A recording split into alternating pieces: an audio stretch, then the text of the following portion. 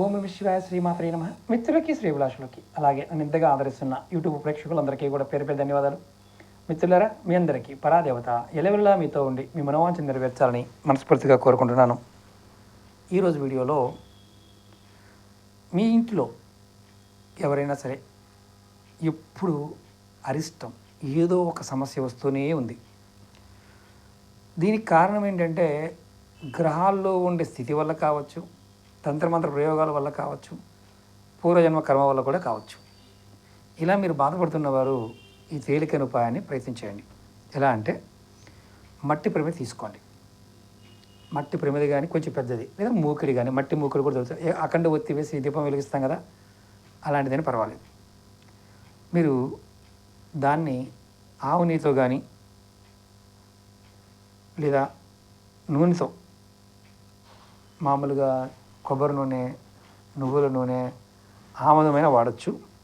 అయితే దీనికి ఆవు నెయ్యి శ్రేష్టమైంది. ఆవు నెయ్యి చాలా శ్రేష్టమైంది. చిన్న ప్రమిదైనా పర్వాలేదు. దీన్ని ఏం చేస్తారంటే 3 రంగులుగా దారం తీసుకోండి. 3 రంగుల దారం. దాంట్లో ఒకవేళ మీకు బయట కలావా అని దొరుకుతుంది, చేతికి కట్టుకుంటాం కదా, అది 3 రంగులు ఉంటుంది, 5 రంగులతో ఉంటుంది. 3 అయినా పర్వాలేదు, 5 అయినా పర్వాలేదు. మనకి కొంతమందికి బంధనాల బాండవిలో 7 రంగుల దారం కూడా వాడతారు. అంటే మెడలో వేసుకుంటారు, కొంతమంది చేతులు కూడా కట్టుకుంటారు. అదైనా పర్వాలేదు. 3 కానీ, 5 కానీ, 7 కానీ, మీరు ఈ మూడిట్లో మీకు ఏది వీలైతే దాన్ని తీసుకోండి. దాన్ని దారాన్ని, ఒత్తుల్ని కట్టగా తయారు చేయండి. అంటే 21 కానీ, 51 కానీ, 108 కానీ, లేదంటే 3 ఒత్తులను కూడా కట్టగా చేయవచ్చు. 3 తీసుకొని చేయొచ్చు. చేసిన తర్వాత దీన్ని మీరు మీ పూజా మందిరం దగ్గర వెలిగించండి. ఇలా మీరు ప్రతిరోజు చేయవచ్చు. ఇలా చేస్తే అంటే ప్రతిరోజు కూడా మీరు ఈ దీపారాధన మీరు 3 ఒత్తులు 3 తీసుకొని, ఇంతంత పొడికి 3 తీసుకొని 3 కలిపి ఒకటిగా చేసి వెలిగించవచ్చు. పెద్దవి కూడా చేయవచ్చు. ఒకవేళ మీరు ప్రతిరోజు అవకాశం ఉంటే ప్రతిరోజు చేయొచ్చు.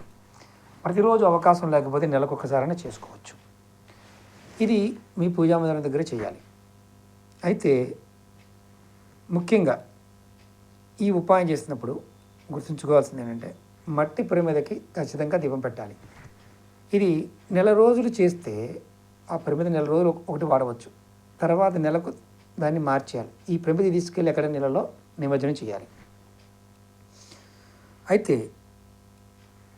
ఇక్కడ మనం చెప్పుకున్నాం, ఆవు నెయ్యి, కొబ్బరి నూనె, ఆముదం కూడా వాడవచ్చు. ఎందుకంటే కొన్ని సందర్భాల్లో ఈ నూనెలు వాడినప్పుడు పొగ ఎక్కువ వస్తే పైన స్లాబ్కి అంతా పట్టిస్తుంది. కాబట్టి చిన్న ఒత్తి వేసైనా చిన్న ప్రమిదైనా వాడుకోండి మీకు వీలైతే.